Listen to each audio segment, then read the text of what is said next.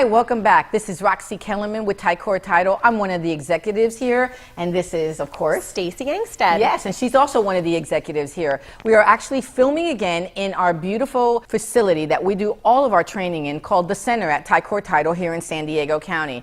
And today we're going to talk a little bit more as we begin the series and continue on to do as much as we possibly can to be the best contribution that we can in your education as far as title and escrow is concerned.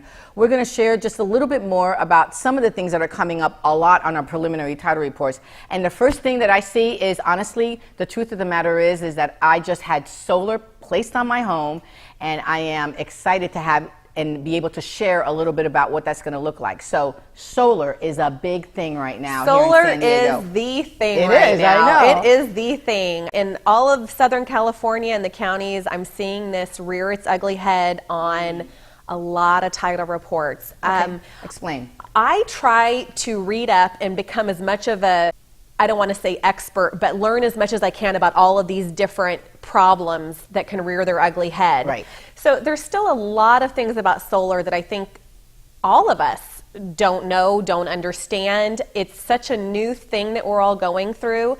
There's three different avenues that people can take when they're considering solar, okay? One, buy it outright. Okay, that is the easiest, best option.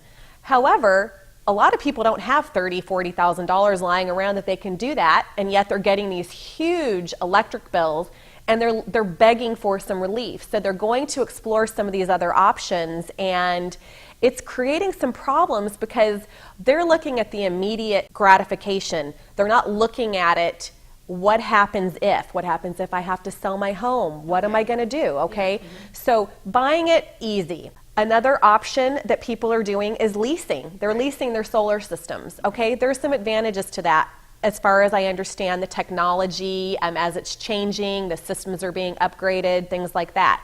However, they will put a lien on your property because you still have to make those payments every month. Okay, so it's like anything else. You apply for the credit, they put the lien on your property, and that runs with the property. So if you have to sell your home, what happens is a new buyer coming in, there's a lot of things that have to take place. If that buyer is getting a loan, the lender typically will require that buyer to qualify for that lease payment, even though they don't have to use their electric bill as far as getting that loan.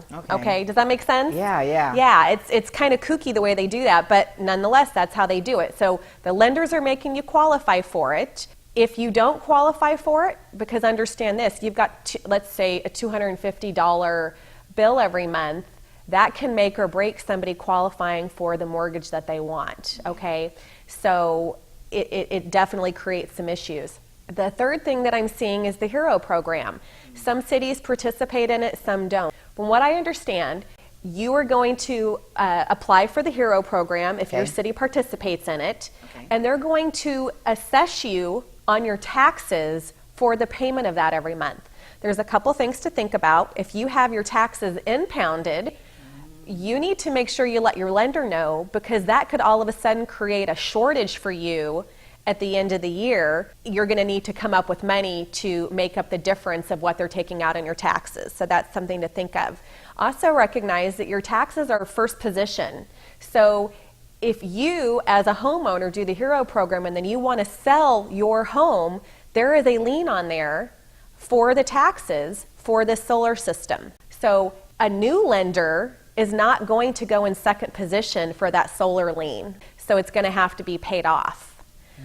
There's a lot of moving parts, a lot of idiosyncrasies. Can they call you if they have any questions regarding that, especially, and where would they find that? They will see that particular piece on Schedule B? They'll see the lien in there on Schedule B with the supporting documents. Absolutely call me, because what I do, every situation I'm finding is a little bit different. You wouldn't think it would be. Yeah.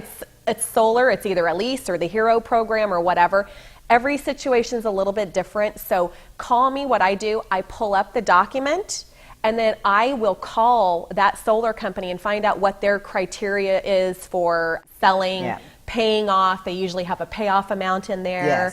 things like that. So I'm happy to help. You can also do a lot of research on the internet, and but use me as a resource. I'm happy to help. Good, good. You know what, that's actually super helpful because you know exactly where to go and what to ask and the questions that need to be asked. Sometimes our real estate agents are so busy doing what you do, it's time consuming. So you've got a great team that's here to help you, and we're actually super grateful that you came in and watched the show today. If you have any questions regarding what we're doing, you can certainly email me or email Stacy, and that information will be at the end of this video. Take care and have a great day.